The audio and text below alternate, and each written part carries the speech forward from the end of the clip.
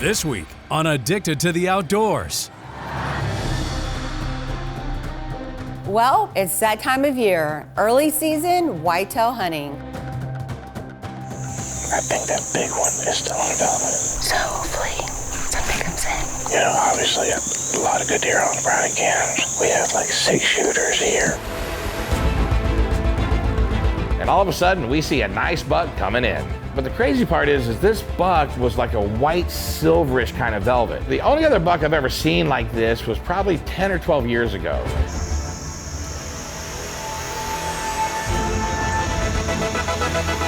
That's how we need to start our year right there, you know.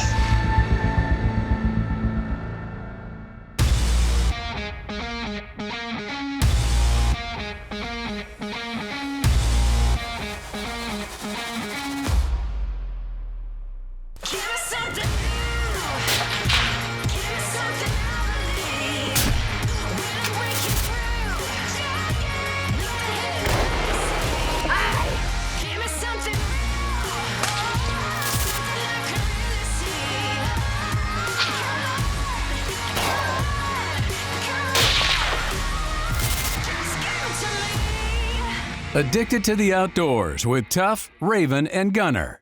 Hey, don't forget about us. And John and Gina Brunson.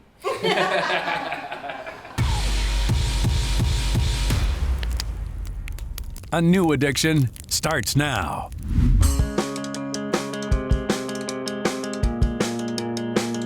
Well, it's that time of year, early season whitetail hunting. I think anyone that has followed Addicted for any length of time knows that we pretty much swore off early season bow hunting whitetails a good 10 years ago, if not longer. A lot of it is about efficiency. You know, it is what we do for a living, and the early season just got so frustrating with, you know, how fast things turn. You know, I mean, just year after year after year, you've got deer on camera, you get into camp and then bam, acorns drop, or you know, or someone's cutting the bean field. It just seems like it's always something, a lot of work and just low odds, at least it has been for us. So how we got back into the early season whitetail hunting, it's our buddy Brad Miller, you know, bugging us for years to come out and hunt with him in Kentucky. And long story short, Brad called his property manager Jeremy, Jeremy called Mike and Francis, who were friends with him, introduced me to Mike and Francis, and after just a short conversation with these guys, looking at some aerials of their farms, and more importantly, looking at a ton of Browning trail cam pics of big bucks, I decided to dig in and hunt with these guys. And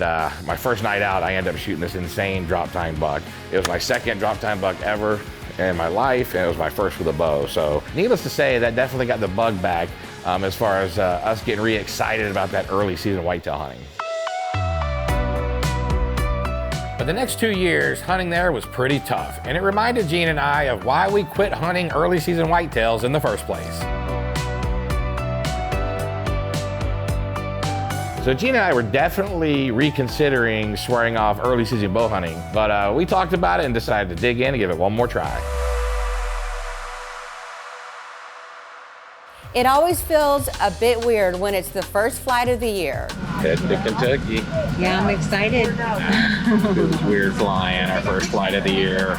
Go shoot a big buck and come home. So that's the plan. But I'm excited. We always have a blast with Francis and Mike.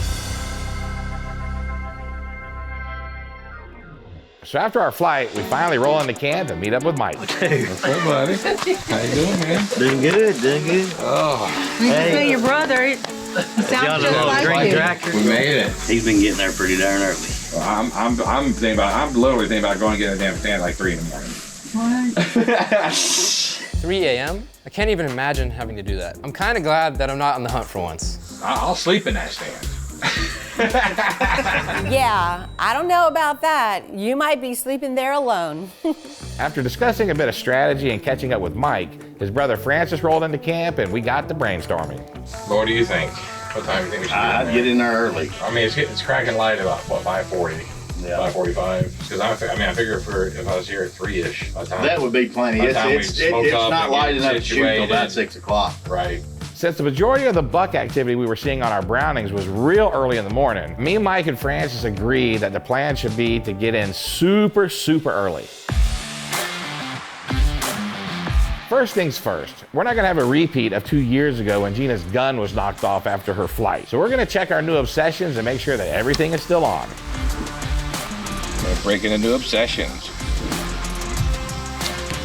With this being our first hunt ever with our new Obsession bows, we are definitely excited about trying to get something on the ground. Perfect, perfect. What?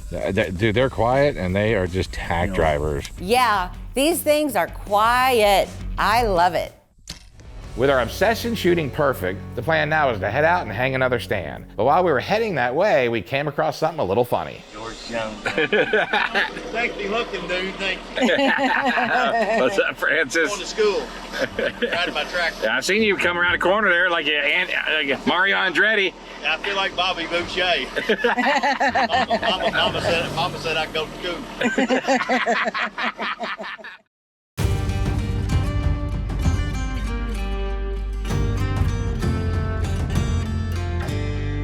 So once we got the second stand hung and we were ready to rock, we headed back to camp, tore up some grub, and got a good night's sleep, and we were excited about opening morning.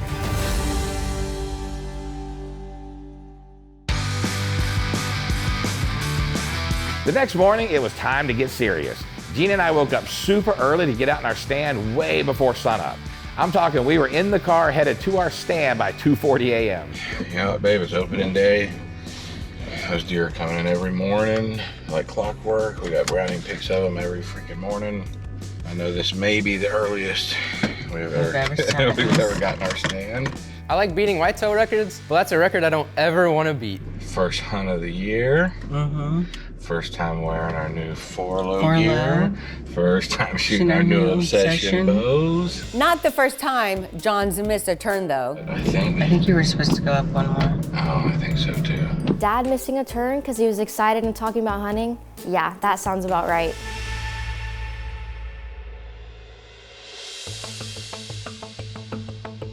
Hunting is all about patience. So we wait and wait. And finally, the sun is coming up. And all of a sudden, we see a nice buck coming in.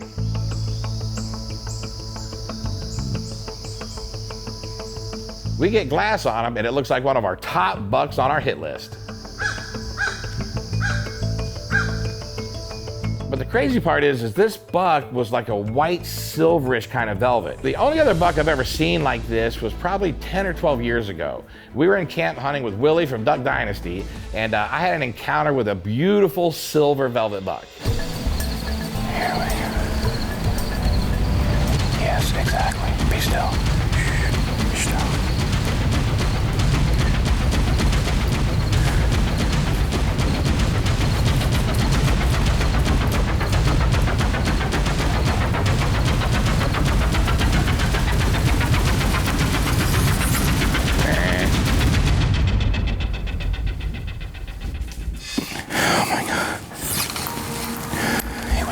Just about the time I put my pin on him, I can see kind of out of my peripheral vision that the camera arm was in front of the bottom of my bow, and I was worried that my lower limb was gonna hit the camera arm. And I mean, that split second it took me to kind of look down and make sure I was clear, that was the split second it took for him to start going, and it was all over. This buck comes in and we figure we've got some time. So we're not racing to get everything set up. We're just kind of watching the deer. Then all of a sudden he moseys over and gets right behind a tree.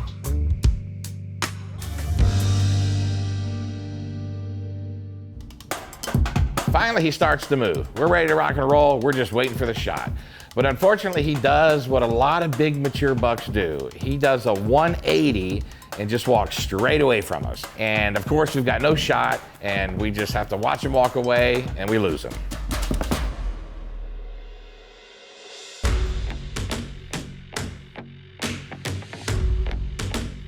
So we sat the rest of the morning because our plan was pretty much sit a half a day, slide out for lunch, then go back and sit the rest of the day. So we headed back to camp for just a quick bite to eat, and then we were back after it. Two different shoes. You can only tell. She left home with 2 different shoes. At least one left it right. For our afternoon hunt, we were back in the same stand, and the only thing I could think about was that silver velvet buck. And we were not in our stand long before we started seeing some deer.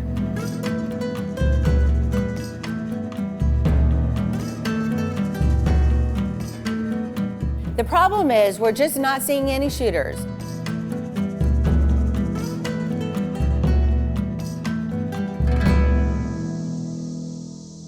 and the silver velvet buck is nowhere to be found.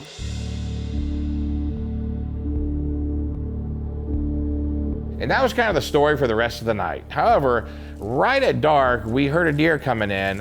It sounded like a single deer, sounded like a big body deer. And of course, we're thinking, man, maybe it's our, silver velvet buck. So we didn't want to blow him out. So we waited till it got way dark. We snuck out of there, thankfully didn't blow anything out. And of course, when we get back to camp, we checked the Browning camera there, and that buck that came in at dark was our silver velvet buck.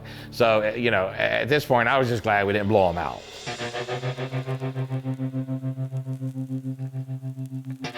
We may have gone back to camp empty-handed tonight, but we weren't going to sleep with empty bellies, let me tell you. Jay got twisted in his barn on lights. Sweet tea. You like sweet tea? I don't know. Oh, you don't know sweet tea, dear Lord. Oh my gosh, we grew up on sweet tea. Down here in Florida, we drink sweet tea all the time. It's like a staple. And you're telling me you've never had it before?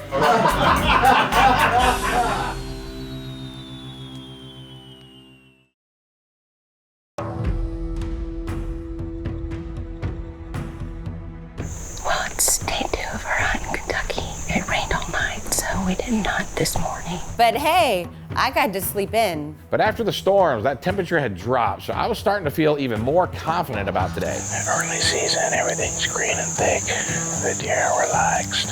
Probably for the first time in a while. Our confidence is definitely high. Definitely high. A lot of good deer on the Browning cams. A lot. We have like 6 shooters here.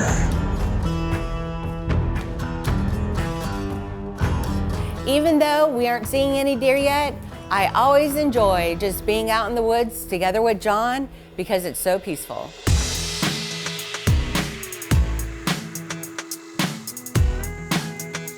Me and Gina are set up side by side. So we basically have it set up to where we can either one of us can shoot. I think that big one is still in development. So there's a big buck that we had on cam, and he's here, and he's been doing his thing, and he's big, and he's in full velvet. He's awesome. Well, I better shut up and start hunting.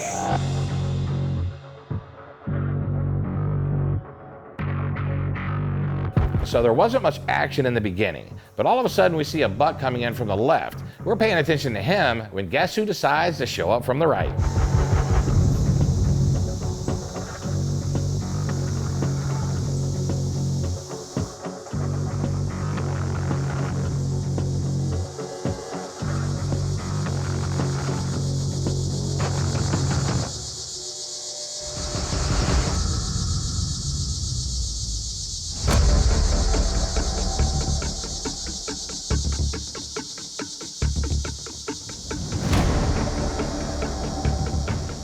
So this buck comes in almost to the exact same spot he was yesterday. And Gina has a tree right in between her and the deer. Of course, where this buck decides to stop, I have a tree right in the way. So I get ready and the waiting game begins.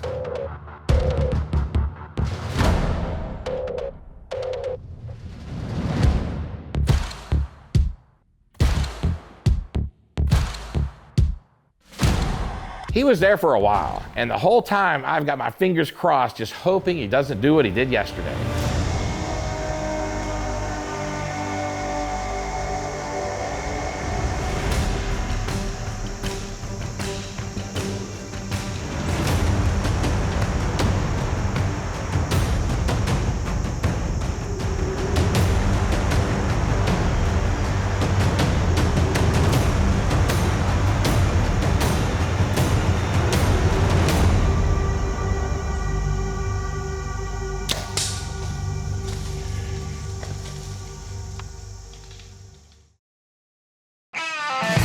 For more information,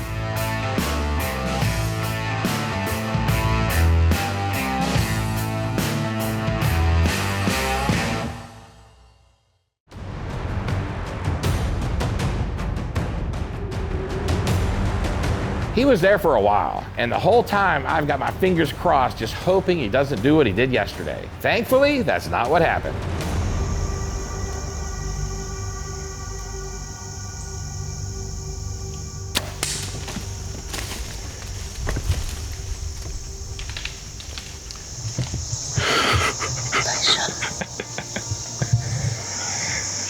hear him go down. He just went down. Oh, yes. Finally, Kentucky full velvet. Man, that shot looked perfect. I think it hit that bone on the opposite leg and kind of bounced back out. You know how they do that? Because you see how far the hair was hanging out. It was perfect. I mean, perfect. Well, I heard him crash. I mean, Swhacker's baby, 125 grain, 2-blade, 2 1/4 inch cut, 102 animals down. That's number 102. Haven't lost one.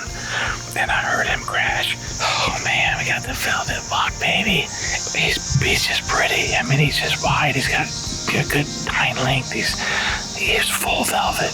Full velvet. Hopefully he didn't screw it all up when he crashed. Oh my gosh, yes. First hunt of the year. Broken the new obsession. Broken the new forelook here. So for years now, I've been trying to get like a really good kill shot on the Browning trail cams. We had this set up perfect for it, so I was just hoping we had that shot on the Browning. What a pretty buck. Wasn't he cool looking? I mean, he's not a giant, but he is just nice, mature, beautiful. He's wide, he's tall, and that velvet's so thick. He just looks so thick with that velvet. And it's white. Hell yeah, hell yeah, hell yeah. Well, that other deer's right here, and hey, you never know, that big boy might just roll in here in a few minutes. So since we still had a lot of time left in the day, we decided to dig in and see if we couldn't pull off a double.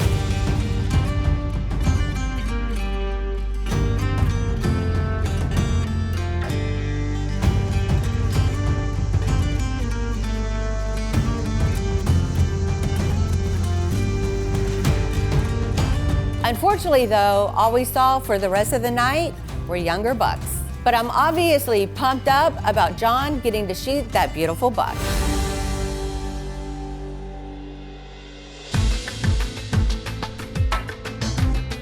I've been shooting Swhackers for well over a decade, and I have never lost an animal, thank God. Plus, I heard this guy crash, so I didn't think it would take long for us to meet up with the guys and find some blood.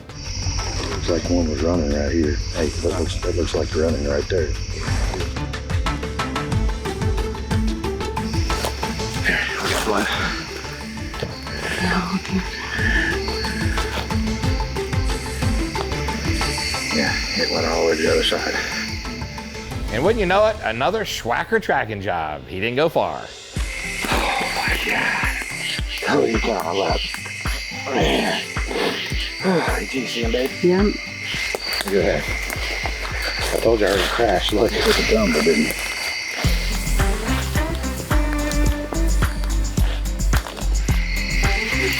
He's heavy. Whoa. I can't get my fingers around his bases. Oh, man. I don't want to mess his velvet up. Oh, his velvet's perfect. Oh, look at that. Look at that. Oh, my God. This might be one of the prettiest bucks I've ever shot. His velvet was amazing. It was not only silver, but it was really long and thick and like super soft like rabbit fur. And the mass, I mean, I couldn't even get my hands around his bases. They were so heavy. Man, this buck is gorgeous. Oh, man. He's toad. Look at how massive he is. That's where it almost exited right through the dang bone. Yeah. Look at the mass, man. Look at the mass. How does he look, babe? Yeah, he looks awesome. That right there is a beautiful buck. Man, he's pretty. Look at that. He's got 3 here. It palmates into 3. It's not a crab claw. Oh, I didn't know I couldn't. He's got 2-inch of point here. Look at that. Look at that. He's a pretty color too. What a beautiful deer. What a beautiful buck. Look at how pretty, Francis. Yes, sir. My dad was like a kid in a candy store standing over that velvet buck. It was great. After I saw some pictures of Dad's buck, oh man, that thing is so cool. I want to get me a velvet buck like that. And even though I didn't tag out on this trip, seeing the look on John's face after we found his buck made it all worth it. So we finally got my deer back to the cleaning shed. And of course, I broke out the old easy gut to show everybody how easy it is to gut a deer with this thing. And as I was sitting there looking at, you know, my beautiful velvet buck, it definitely got me fired back up again about early season, just like the drop time buck did. After getting that buck down, you know who wants to get a velvet buck down now. So Gina's already talking about next year. I know we'll definitely be back next year, and hopefully we'll be posting some pictures of Gina and a big old velvet buck.